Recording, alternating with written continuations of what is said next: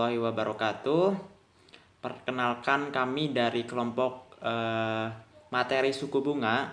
Kami di sini akan mempresentasikan tentang materi suku bunga. Nah, oke. Dan kami di sini ada empat anak, 4 mahasiswa. Yang pertama adalah Ana dan Naufal. Kemudian Atta Naufal, saya sendiri Berlianto Ibnu Nufus, dan Dava Ibnu Sabila. Langsung saja, karena materinya suku bunga, saya masuk kepada pengertiannya ya. Pada pengertiannya, yang pertama pengertian dari bunga bank. Nah, pengertian dari bunga bank itu seperti apa? Pengertian bunga bank itu merupakan balas jasa yang diberikan oleh bank yang berdasarkan prinsip konvensional kepada nasabah yang membeli atau menjual produknya. Harga yang harus dibayar kepada nasabah dengan yang harus dibayar oleh nasabah kepada bank. Maksudnya apa?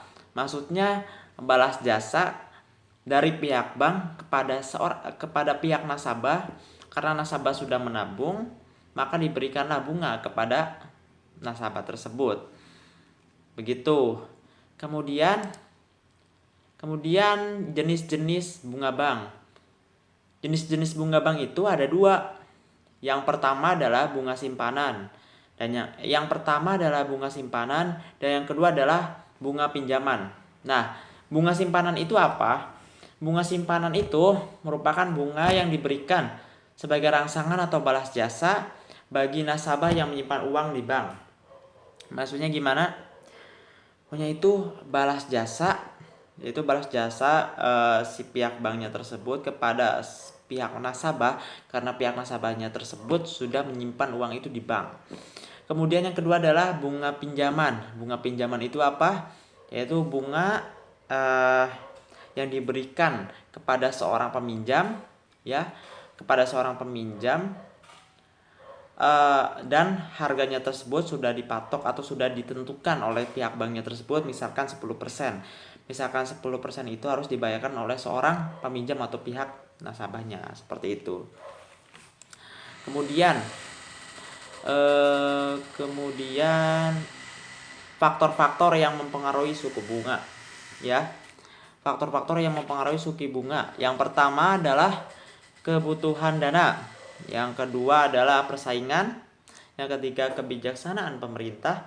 Yang keempat target laba yang diinginkan. Yang kelima jangka waktu. 6 kualitas jaminan, reputasi perusahaan, produk yang kompetitif, hubungan baik, dan jaminan pihak ketiga. Oke. Kemudian komponen-komponen dalam menentukan bunga kredit. Nah, komponen-komponennya itu ada 5. Yang pertama adalah total biaya dana atau cost of fund. Cost of fund apa? Cost of fund. Ya, cost of fund ya gitu. Kemudian ada biaya operasi. Yang ketiga, cadangan risiko kredit macet. Yang keempat, laba yang diinginkan. Yang kelima adalah pajak. Total biaya dan dana, cost of fund. 1. Total bunga yang dikeluarkan oleh bank untuk memperoleh dana simpanan, baik dalam bentuk simpanan giro, tabungan, maupun deposito.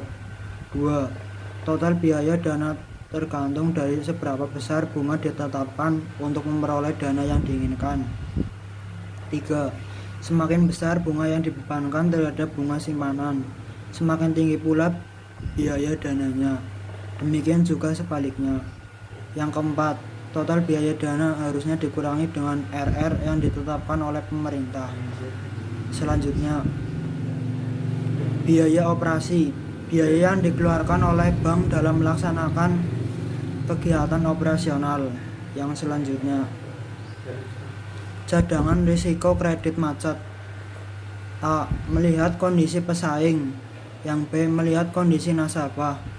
Yang C. Melihat sektor-sektor yang dibiayai. Yang selanjutnya, pajak. Kewajiban yang dibebankan pemerintah kepada bank yang memberikan fasilitas kredit kepada nasabahnya. Contoh, PT Bank Marindo menentukan suku bunga deposito sebesar 18% kepada para deposannya cadangan wajib RR yang ditetapkan pemerintah adalah 5%. Kemudian biaya operasi yang dikeluarkan adalah 6%. Dan cadangan risiko kredit macet 1%. Laba yang diinginkan adalah 5% dan pajak 20%. Pertanyaan, hitung berapa bunga kredit yang diberikan base lending rate kepada debiturnya peminjam.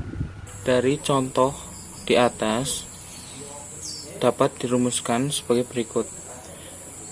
Cost of fund sama dengan bunga yang dibebankan per 100% min cadangan wajib.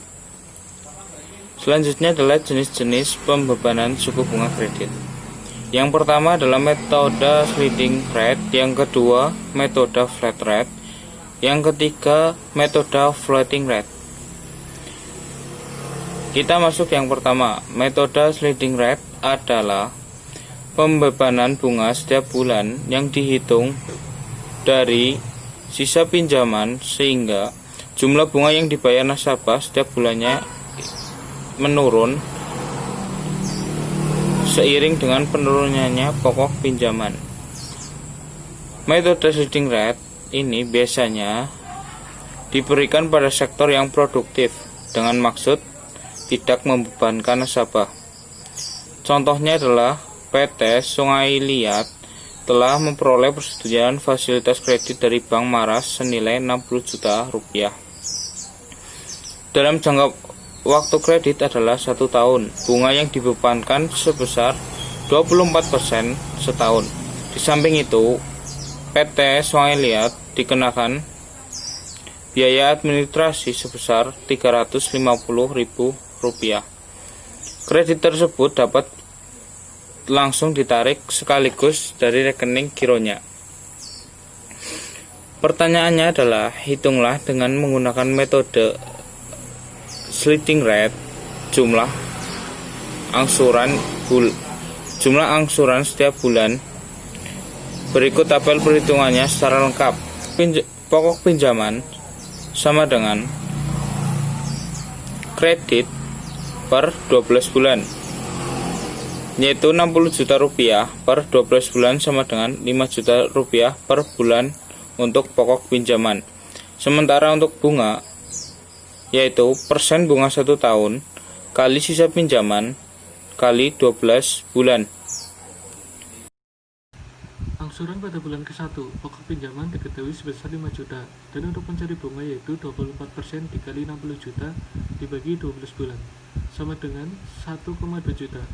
Jumlah angsuran diketahui jika bunga ditambah pokok pinjaman, yaitu sebesar 6. Angsuran pada bulan kedua, pokok pinjaman diketahui sebesar 5 juta, dan untuk mencari bunga yaitu 24% dikali 55 juta dibagi 12 bulan, yang ditemukan dengan hasil 1,1 juta. Lalu ditambah dengan pokok pinjaman yaitu menjadi angsuran sebesar 6,1 juta. Demikian presentasi dari kelompok suku bunga, kurang lebihnya mohon maaf. Semoga yang kami sampaikan bermanfaat. Wassalamualaikum warahmatullahi wabarakatuh.